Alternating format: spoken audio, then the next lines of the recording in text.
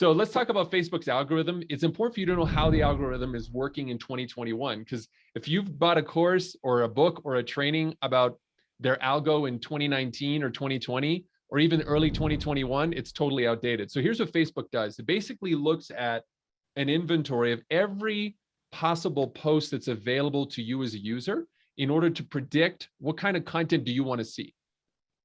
Then what it does is it puts like a score to each one of those posts based on the signals. And the signals it uses is a like, share, comment, tag, and so forth. You guys have all used them to predict, okay, how valuable is this piece of content to this user, right? So if your user's like a 67-year-old person with $500,000 of assets, right, which I know everyone wants, or 55 and over, $500,000 of assets, then Facebook already knows what that person is more likely to click, like, tag, and so forth.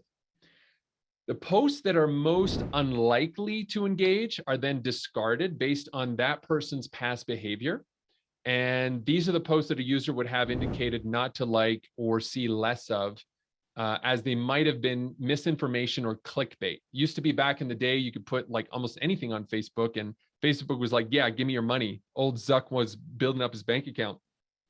Now what's happened after the election hacking, the Cambridge Analytica scandal, and all these documentaries and him being put before Congress, like they're being a lot smarter. Plus they want more money from you. So they know that if they can put an ad in front of the right person, then you're going to spend more money.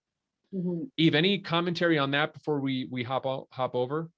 Yeah, it's just general that they're so intelligent, and that they know, and that the better user experience there is, so therefore the better customized the ads are. Like if people start getting angry in their scroll that they're seeing stuff that they don't want to see, that isn't relevant to them, like the more of that they have, the more likely they're going to be to leave the platform.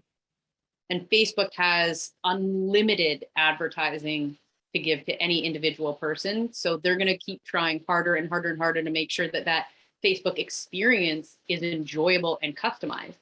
And we'll talk about this as we get into the ads, how to make those ads also enjoyable and customized to them. So Facebook's looking for the user experience reward just as much as we are as advertisers. That is such a great point, Eve. Absolutely. So let's wrap up the algo conversation. So after they narrow down, like, okay, Facebook says, for example, they look at this woman, she's over 55, she's got $500,000 of assets.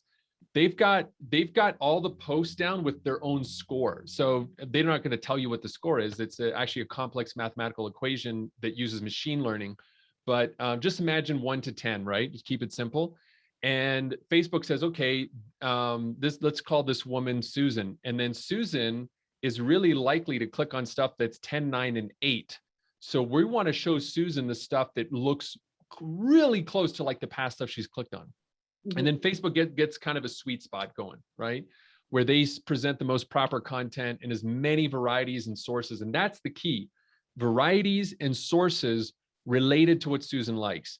They're not going to keep giving her exactly what she likes, because Eve, what happens to us once we just keep getting the same thing over and over again? Are we still interested? No, we're bored. Exactly. So that's why you're going to see the link between being highly creative on Facebook is the new stealth hack. And then repeat that process times 2.8 billion people every day, and you've got Facebook's algorithm.